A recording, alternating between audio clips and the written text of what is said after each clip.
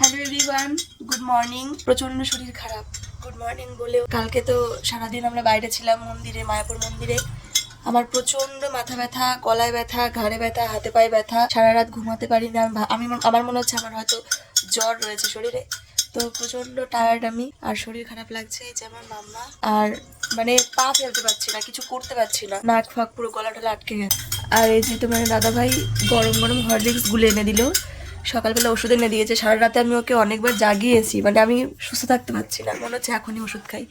তখন তো কিছু ওষুধ ছিল না, তো সকালবেলা ওষুধ এনেছে।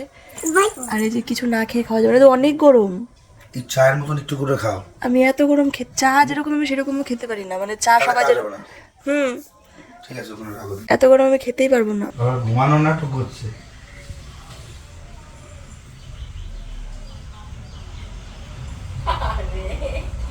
থাক, করবা না, শুধাই।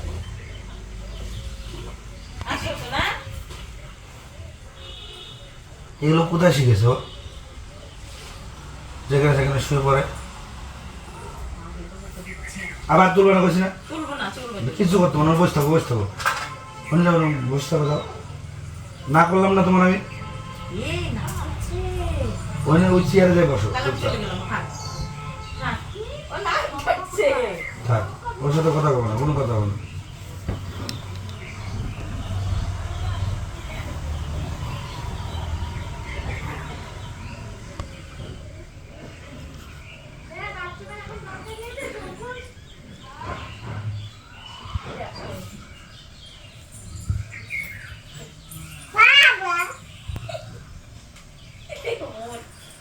বাবা রেগে গেছে, বাবাকে আদর করো শিগগিরই তাড়াতাড়ি।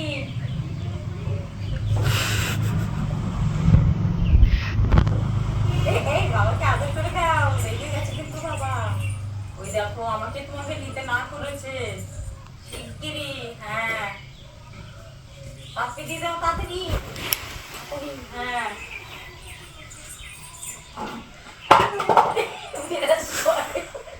কি করবে বলছি এটা?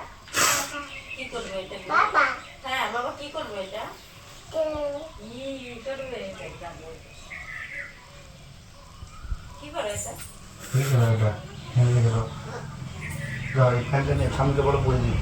এটা তো আমার ভীষণই পছন্দের। আর আজকে আমি দিশানোর পাস্তাটি রান্না করব 11 ট্রিপলি স্টেনলেস স্টিল ফ্রাইং প্যানে। এটি খুবই ভালো কোয়ালিটি, তার সঙ্গে এটা তোমরা গ্যাস ওভেন, তার সঙ্গে কিন্তু ইন্ডাকশনেও ইউজ করতে পারবে। তোমরা দেখতে পাও আমি মাঝে মাঝে এই পাস্তাটা বানিয়ে থাকি, ব্রেকফাস্ট বলো বা সন্ধ্যার একটু জলখাবারে বলো। এবং এই ফ্রাইং প্যানটাও যদি তোমরা কিনতে চাও, এই সমস্ত প্রোডাক্টের লিঙ্ক আমার ভিডিও ডেসক্রিপশন বক্সে পেয়ে জানে না বলো, দাও আমি বাজাই, আমাকে দাও, তাহলে দাও। হ্যাঁ, পরে খাবে, দাও।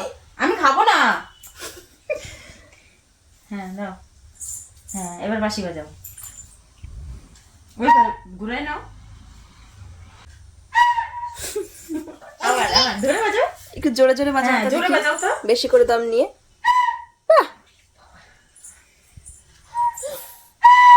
বাহ, কত সুন্দর। আস্তে আস্তে শোনাও শোনাও, বাঁশি বাজিয়ে শোনাও। হ্যাঁ নাও। তো রাত্রিবেলা কিন্তু সোনামার খাবার খাওয়ানো হয়ে গেছে। এখন ওকে আমি ঘুম পাড়াবো, আর ঘুম পাড়ানোর আগে আরও একরাশ যুদ্ধ। মাঝে মাঝে ওর বাবা বিছানা করে দেয়, কিন্তু ম্যাক্সিমাম টাইমেই কিন্তু আমাকেই করতে হয়। আর সোনামা হওয়ার আগে তো সবসময় আমিই করতাম, সোনামা হওয়ার পরে ওকে রাখতে হয় বা খাওয়াতে হয়, লেট হয়ে যায় যদি, সেই জন্য ও কিন্তু মাঝে মাঝেই করে দেয়। তো আমি বেডশিটটাকে চেঞ্জ করবো, কারণ অনেকদিন ধরে বেডশিটটা চেঞ্জ করা হচ্ছে না, আজ করবো কাল করবো করে করা হচ্ছে না। সোনামার বালিশের কভার এবং আমাদের কভার সমস্ত কিছু চেঞ্জ করে নেব। আর এই যে একটা ফ্রেশ আর পরিষ্কার বেডশিটটা পেতে নেব। এটা নতুন বেডশিট কিনেছিলাম, এর আগে একদিন ইউজ করা হয়েছে, তারপর আবার কেচে দিয়েছিলাম, আজকে সেকেন্ড টাইম ইউজ করছি।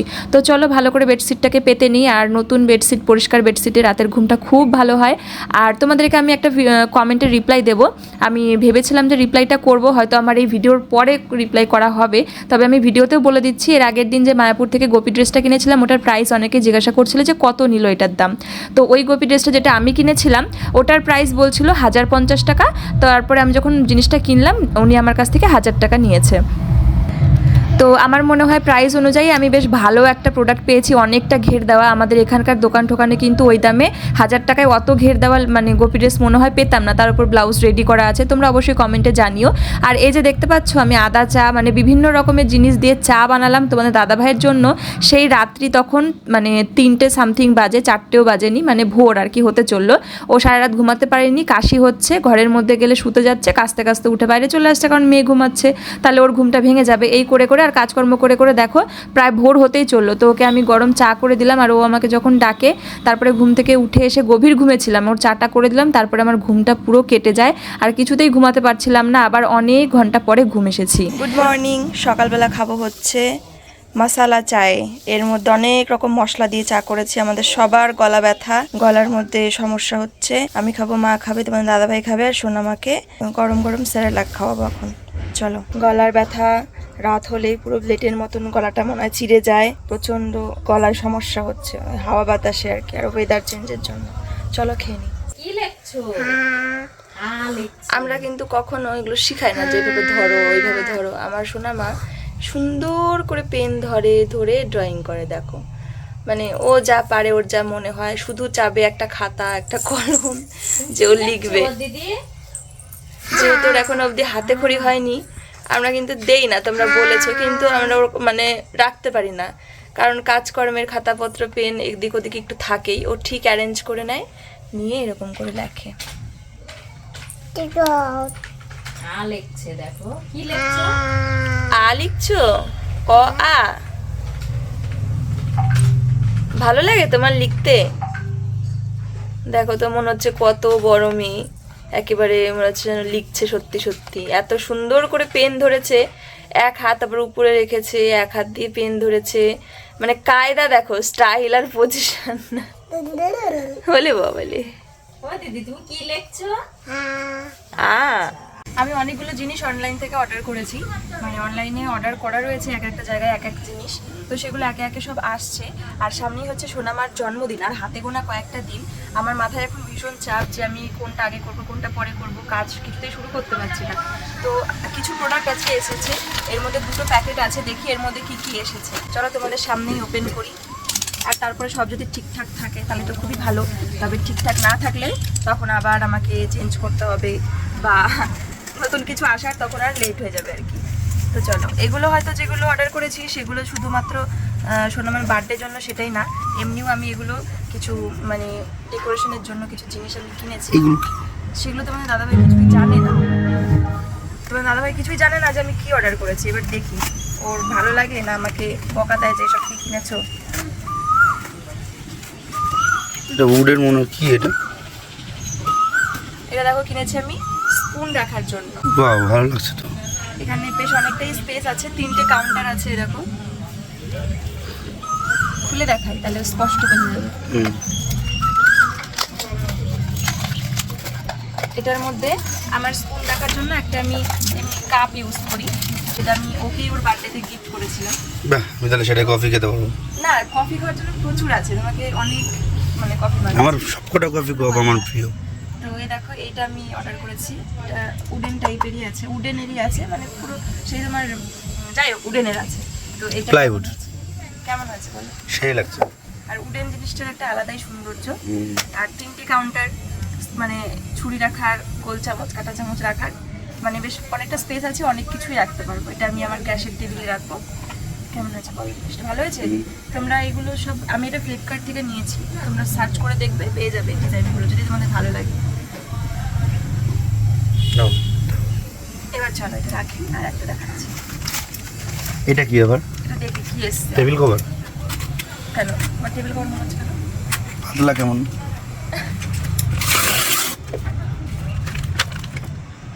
হ্যাঁ, ও আন্দাজে ঠিকই বলে ফেললো। এটা আমি একটা টেবিল কভারই অর্ডার করেছি। কেমন আছে? আচ্ছা নেই, খোলো না, খুলবো। হ্যাঁ,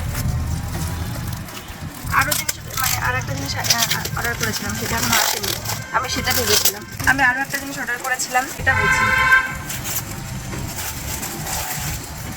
এটা কি টেবিল কভার সত্যি? হ্যাঁ, তুমি কি ভেবেছো শাড়ি?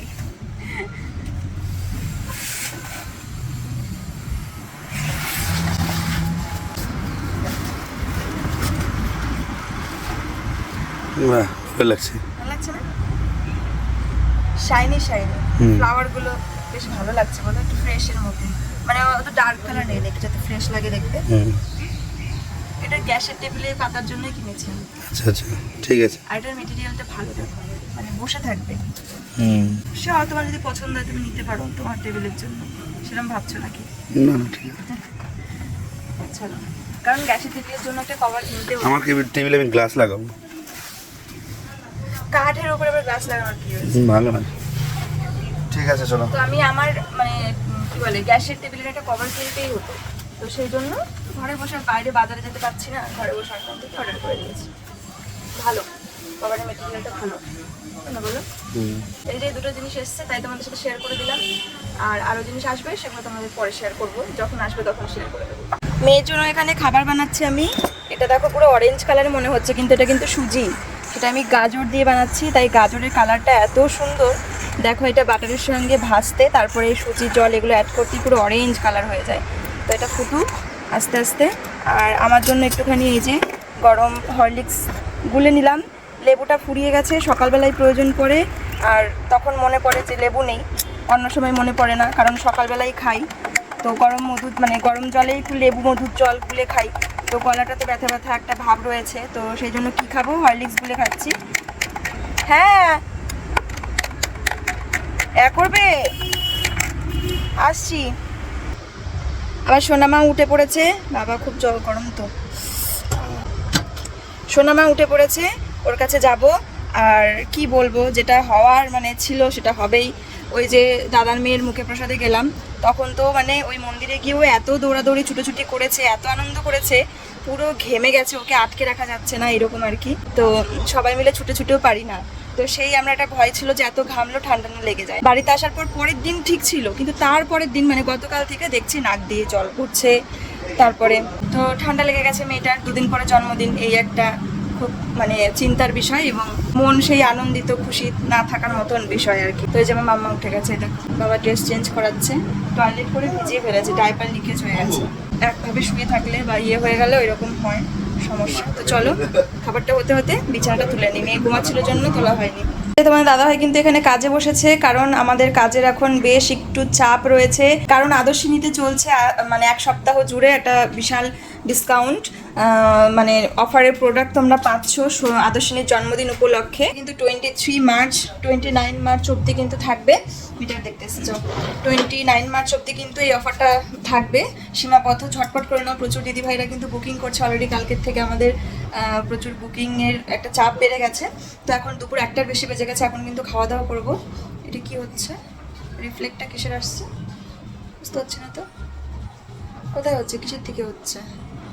তো চলো আজকের মেনু দেখিয়ে দিই তোমাদের। তোমাদের দাদাভাই খেয়ে নিয়েছে, কালকের খাবার ছিল ও সেগুলোই খেয়ে নিয়েছে। কালকে আমি ডিমের তরকারি খাইনি, সেটা রাখা ছিল ফ্রিজে, সেটা খেয়েছে, আর চচ্চড়িও রাখা ছিল, সেটা দিয়েও খেয়ে নিয়েছে। আর আজকের মেনু রয়েছে আমাদের, মা করেছে পাট শাক ভাজা, মিষ্টি কুমড়ো ভাজা, বেগুন ভাজা, 3 রকমের ভাজা, সঙ্গে ডাল। আর কিন্তু ডিমের ঝোল আমার ছিল, আমি বললাম যে তুমি খেয়ে নাও, খেলে।